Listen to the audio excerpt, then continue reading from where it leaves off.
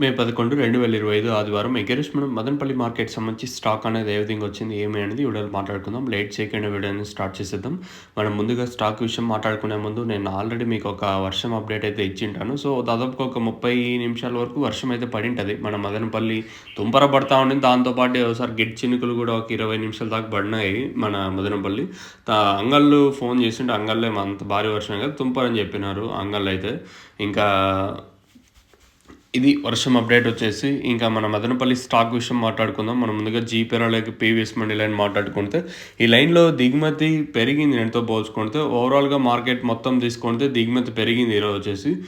నిన్నటితో పోల్చుకుంటే దిగుమతి పెరిగింది. నేను అంగళ్ళ మార్కెట్ కూడా నేను వీడియో పెట్టినంత వరకు స్టాక్ వచ్చేసి మొన్నట్లాగే వచ్చింది.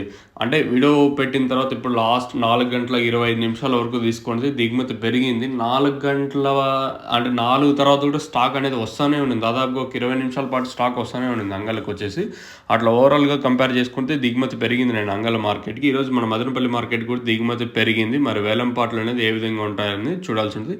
మీకు తక్షణ అందుగా బోరం కావాల్సింటే కింద ఎంఎస్ కాల్ చేసి బుక్ చేసుకోవచ్చు.